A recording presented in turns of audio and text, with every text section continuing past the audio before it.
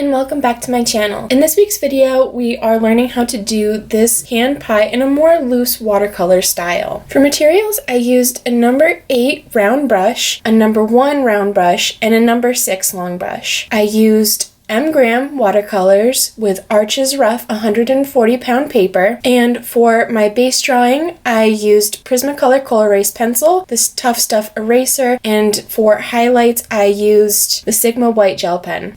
If you are interested about any of the materials that I used, those will be linked in the description box down below. Now to start, I am just going over this entire painting with a really light base layer of Hansa yellow. Now I wait for this entire thing to dry and I go in and I start adding small details with nickel quinacridone gold, and you can see that I am working on the center split area and some of the little creases and areas where I know are going to be a little bit darker. And then I know that there's going to be a lot of texture to this, a lot of uneven cooking and kind of dark spots within the top of this pie. So I'm just going in very loosely with my number 8 round brush, and I'm just really loosely adding in this texture. Then I start going in with this smaller number 1 round brush, and I'm just adding a little bit of my darkest details. I'm not going to go too far in detailing a lot of this, but just get some of the basic details. And then I start adding some darker spots where the oven may have kind of burnt the top of it a little bit, and I start blurring those out with my larger round brush and some water.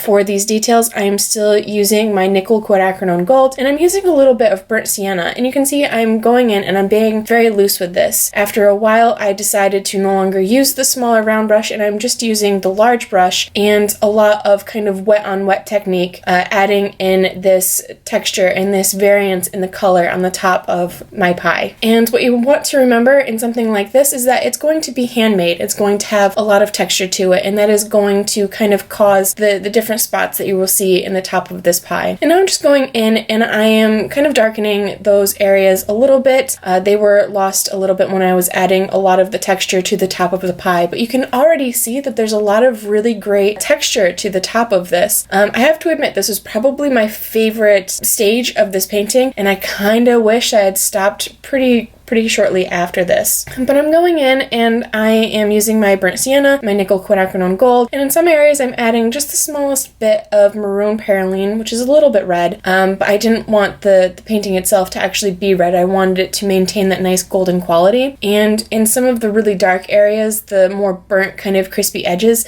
I do add a little bit of sepia to that. And you can see I'm going in with a number 2 brush right now, which I forgot about, and I am adding more of my nickel quinacridone gold, and I'm just adding more dark areas. These are going to be maybe raised areas that were cooked a little bit more in the oven, and they're going to be really natural, really organic, and I'm adding pigment, and then I'm going back with a wet brush and I'm just blending it out. I'm not being overly cautious to make sure that my brush is extremely clean in a lot of these.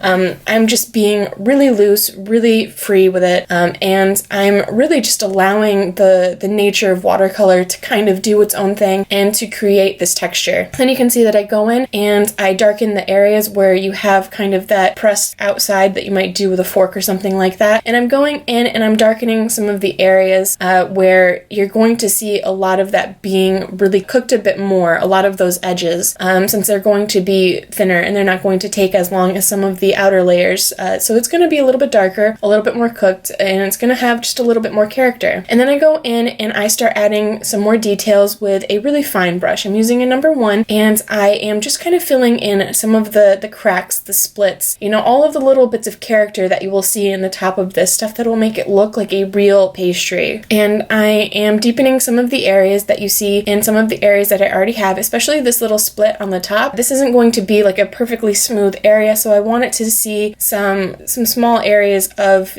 detail or depth and darkness. And I'm going in with my maroon perylene, and I'm just kind of filling that in, and now I'm going through and I'm adding some squares and some irregular shaped areas because there's a little bit of sugar sprinkled onto the top of this. Now, it's not going to be a really noticeable feature of this, and to be quite honest, it really doesn't need it. I don't think it needed it, and I probably could have been even happier if I didn't add it. But I'm using a little bit of my nickel quinacridone gold and my maroon perylene, and I'm just adding some of these little square areas, which are areas where they are a little bit of shadow, a little bit of where it's kind of cooked off and caramelized. I'm just going to use a little bit of white gel, and I'm just going to put a little dot and then tap it with my finger so it's slightly opaque. And you can see I just kind of go back and forth, adding a little bit more detail and then going back in and adding some more of these squares.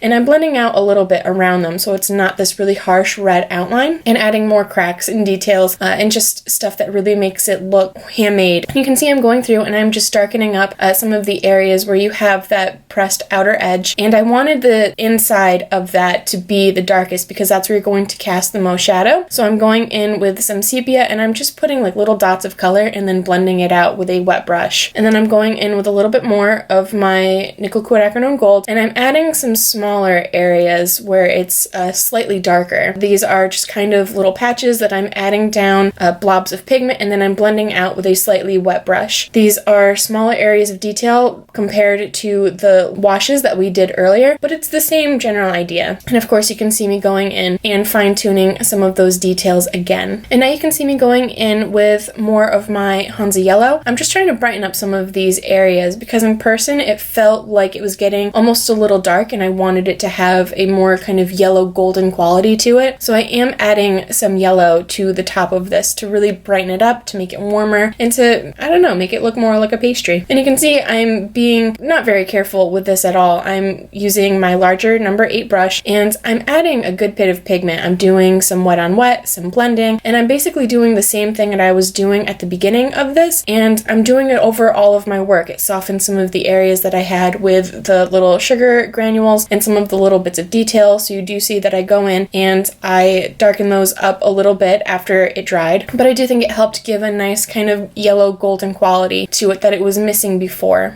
And like I said, I just keep going. I add more detail. I will do the little bit of gel pen highlights, and that is really all. This was a really easy and fun painting, and it's a really great one for people who maybe don't want to start with really detailed realism in their paintings. It's just a fun project to do, and it really plays up the fun kind of loose quality of watercolor. I hope you liked this video, and if you did, I would hope that you would maybe subscribe to my channel or leave a like or a comment down below. I really love reading all of your comments. If you are interested about any of the materials that I used, those will be linked in the description box down below. And that is all. I will see you next week. Bye!